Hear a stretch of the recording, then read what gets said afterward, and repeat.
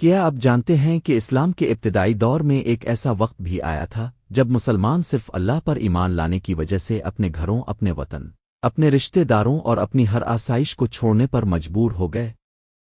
کیا آپ جانتے ہیں کہ 3 سال تک رسول اللہ اور آپ کے خاندان کو ایسی سخت محاصرے کی زندگی گزارنی پڑی کہ بچے بھوک سے بلکتے تھے اور کھانے کو ایک دانہ بھی میسر نہیں ہوتا تھا؟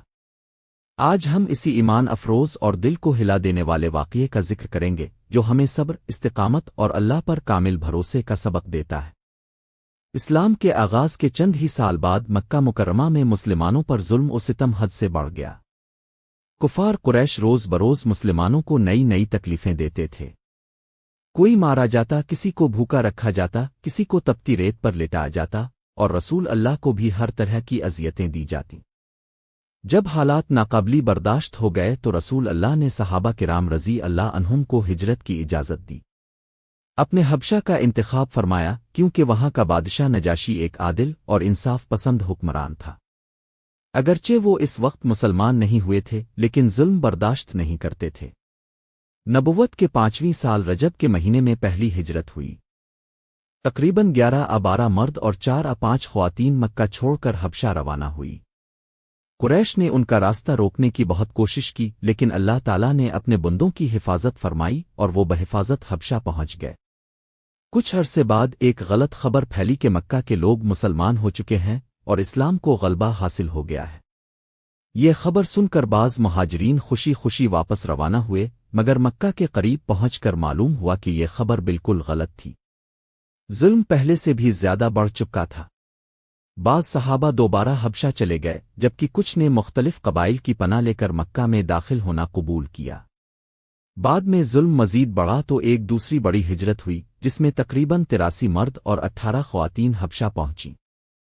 جب کفار مکہ نے دیکھا کہ مسلمان وہاں امن اور سکون سے زندگی گزار رہے ہیں تو ان کے دل مزید حسد اور غصے سے بھر گئے۔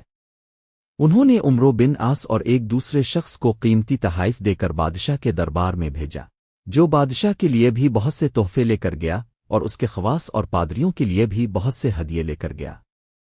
انہوں نے پہلے درباریوں اور پادریوں کو تحائف دے کر اپنی حمایت حاصل کی، اپنی سفارش کا وعدہ لیا اور پھر بادشاہ کی خدمت میں یہ وفد حاضر ہوا۔ اول بادشاہ کو سجدہ کیا اور پھر تحفے پیش کر کے اپنی درخواست پیش کی اور رشوت خور حکام نے تائید کی۔ بادشاہ سے کہا، اے بادشاہ، ہماری قوم کے چند بے وقوف لوگ اپنے قدیم دین کو چھوڑ کر ایک نئے دین میں داخل ہو گئے ہیں، جس کو نہ ہم جانتے ہیں نہ آپ جانتے ہیں، اور آپ کے وطن میں آ کر رہنے لگے۔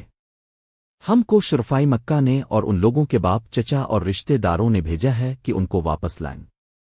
آپ انہیں ہمارے حوالے کر دیجئے کہ ہم انہیں واپس لے جائیں۔ لیکن بادشاہ انصاف پسند تھے۔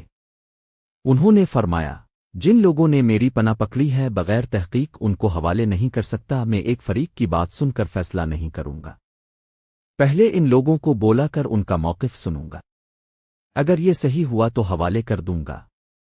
چنانچہ مسلمانوں کو بلایا گیا۔ مسلمان اول بہت پریشان ہوئے کہ کیا کریں، مگر اللہ کے فضل و کرم سے مدد نصیب ہوئی اور ہمت سے یہ طے کیا کہ چلنا چاہیے اور صاف بات کہنی چاہیے۔ جب مسلمان دربار میں پہنچے تو انہوں نے صرف اسلامی طریقے سے سلام کیا۔ کچھ لوگوں نے اعتراض کیا کہ تم نے بادشاہ کو آداب شاہی سجدہ کیوں نہیں کیا؟ صحابہ کرام رضی اللہ عنہم نے جواب دیا، ہمارے نبی نے ہمیں اللہ کے سوا کسی کو سجدہ کرنے کی اجازت نہیں دی۔ اس کے بعد بادشاہ نے ان سے حالات دریافت کیے۔ پھر حضرت جعفر بن ابی طالب رضی اللہ عنہ آگے بڑھے۔ انہوں نے ایسا تاریخی خطاب فرمایا جو آج بھی حق گوئی کی عظیم مثال ہے۔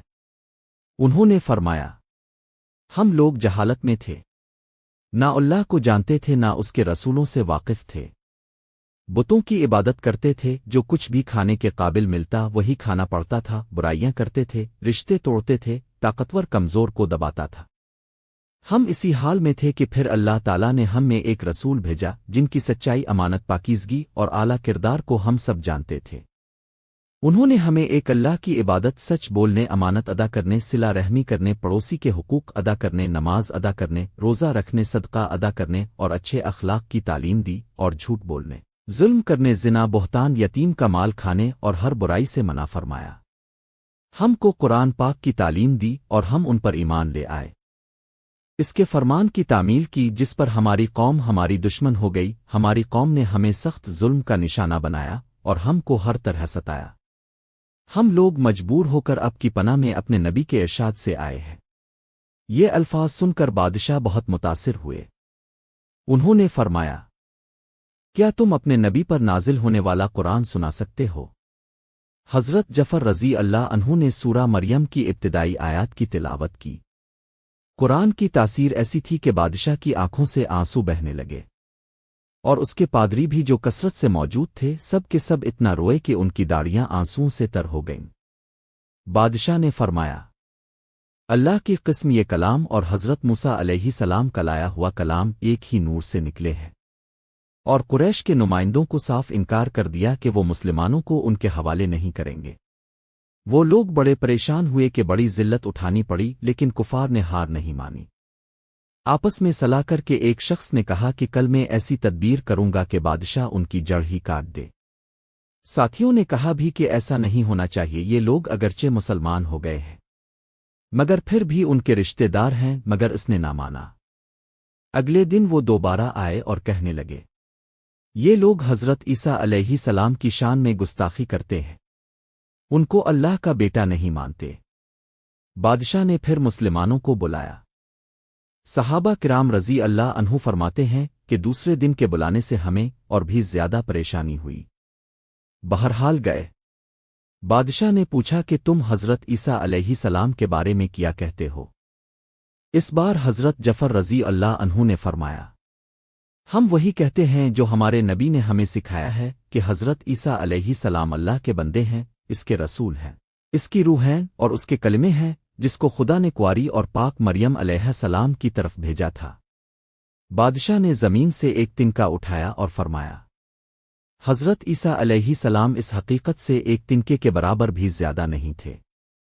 حضرت عیسیٰ علیہ السلام بھی اس کے سوا کچھ نہیں فرماتے تھے۔ پھر انہوں نے مسلمانوں کو مکمل تحفظ دیا۔ پادری لوگ آپس میں سرگوشیاں کرنے لگے۔ بادشاہ نے کہا، تم جو چاہے کہو۔ اس کے بعد بادشاہ نے قریش کے تمام تحائف واپس کر دیے۔ مسلمانوں سے کہا، تم امن سے رہو، جو تمہیں ستائے گا اس کو تاوان دینا پڑے گا، اور اعلان بھی کر دیا، میرے وطن میں مسلمانوں کو کوئی تکلیف نہیں دے سکتا، جو شخص ان کو ستائے گا اس کو تاوان دینا ہوگا۔ اسی وجہ سے وہاں کے مسلمانوں کا اکرام اور بھی زیادہ ہونے لگا، اور اس وفد کو ذلت سے واپس آنا پڑا تو پھر کفار مکہ کا غصہ پہلے سے بھی زیادہ بڑھ گیا۔ یہ اسلام کی تاریخ کا ایک عظیم لمحہ تھا۔ ادھر مکہ میں کفار کا غصہ اور بڑھ گیا، خصوصاً حضرت عمر رضی اللہ عنہ کے اسلام قبول کرنے کے بعد۔ کفار ہر وقت اس فکر میں رہتے تھے کہ کسی طرح لوگوں کی ان سے بات چیت بند ہو جائے اور اسلام کا چراغ کسی طرح بجھے۔ اس لیے سرداران مکہ کی ایک بڑی جماعت نے آپس میں مشورہ کیا کہ نعوذ باللہ اب حضرت محمد کو علانیہ طور پر قتل کر دیا جائے۔ لیکن یہ اتنا آسان کام نہیں تھا، کیونکہ بنو ہاشم مکہ کے بااثر اور معزز خاندانوں میں شمار ہوتے تھے۔ اگرچہ ان میں سے اکثر مسلمان نہیں ہوئے تھے، پھر بھی وہ رسول اللہ کو دشمنوں کے حوالے کرنے پر ہرگز آمادہ نہیں تھے۔ انہوں نے سوچا کہ اب اسلام کو روکنے کا ایک ہی راستہ رہ گیا ہے۔ چنانچہ قریش کے سرداروں نے ایک ظالمانہ معاہدہ لکھا۔ اس میں فیصلہ کیا گیا کہ بنو ہاشم اور بنو مطلب کا مکمل سماجی اور معاشی بائیکاٹ کیا جائے۔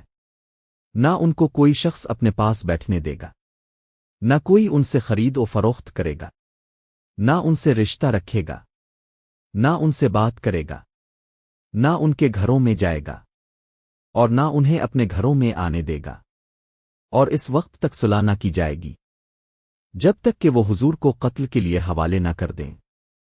یہ معاہدہ زبانی ہی گفتگو پر ختم نہیں ہوا، بلکہ 1 محرم سن 890 کو ایک معاہدہ تحریری لکھ کر بیت اللہ کے اندر لٹکا دیا گیا کہ ہر شخص اس کا احترام کرے اور اس کو پورا کرنے کی کوشش کرے۔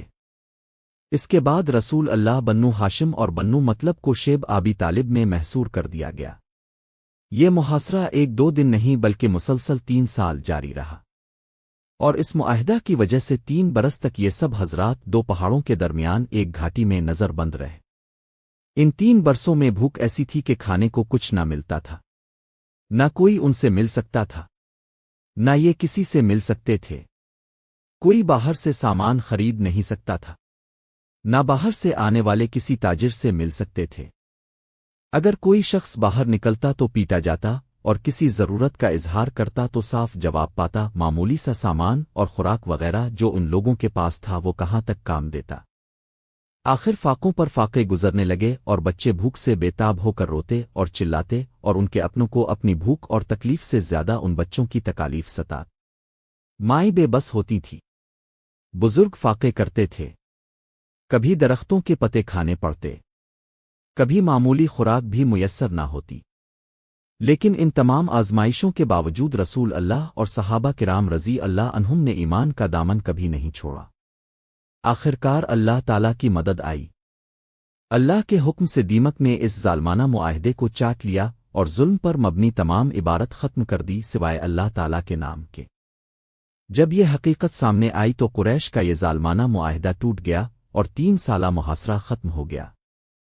3 برس کا زمانہ ایسے سخت بائیکاٹ اور نظر بندی میں گزرا تھا، اور ایسی حالت میں ان حضرات پر کیا مشقتیں گزری ہوں گی وہ ظاہر ہے، لیکن اس کے باوجود صحابہ کرام رضی اللہ عنہم نہایت ثابت قدمی کے ساتھ اپنے دین پر جمے رہے، بلکہ اس کی اشاعت فرماتے رہے۔ لیکن ان 3 برسوں نے اسلام کی تاریخ میں قربانی، صبر اور استقامت کی ایسی مثال قائم کی جو دنیا میں کم ہی ملتی ہے۔ یہ تکالیف اور مشقتیں ان لوگوں نے اٹھائی ہیں جن کے آج ہم نام لیوا کہلاتے ہیں اور اپنے آپ کو ان کا پیروکار بھی کہتے ہیں اور سمجھتے بھی ہیں۔ ہم لوگ ترقی کے باب میں صحابہ کرام رضی اللہ عنہم جیسی ترقیوں کے خواب دیکھتے ہیں۔ آج ہمیں خود سے یہ سوال کرنا چاہیے، کیا ہم اپنے دین کے لیے اتنی سی قربانی بھی دینے کو تیار ہیں؟ صحابہ کرام رضی اللہ عنہم نے اپنے گھر، مال، وطن، آرام، بلکہ اپنی جانوں تک کی پرواہ نہ کی، صرف اس لیے کہ اللہ کا دین زندہ رہے۔ اگر ہم بھی دین پر ثابت قدم رہیں، اللہ پر بھروسہ کریں، سنت رسول پر عمل کریں اور مشکلات میں صبر اختیار کریں تو یقیناً اللہ تعالیٰ کی مدد آج بھی اسی طرح آتی ہے جیسے اس وقت آئی تھی۔ کامیابی ہمیشہ کوشش سے ملتی ہے۔ ہم لوگ چاہتے ہیں کہ عیش و آرام، بددینی اور دنیا طلبی میں کافروں کے دوش بدوش چلی اور اسلامی ترقی ہمارے ساتھ ہو۔ یہ کیسے ہو سکتا ہے؟ اللہ تعالیٰ ہمیں صحابہ کرام رضی اللہ عنہم جیسا ایمان، صبر، استقامت اور دین کے لیے قربانی دینے والا جذبہ عطا فرمائے۔ آمین۔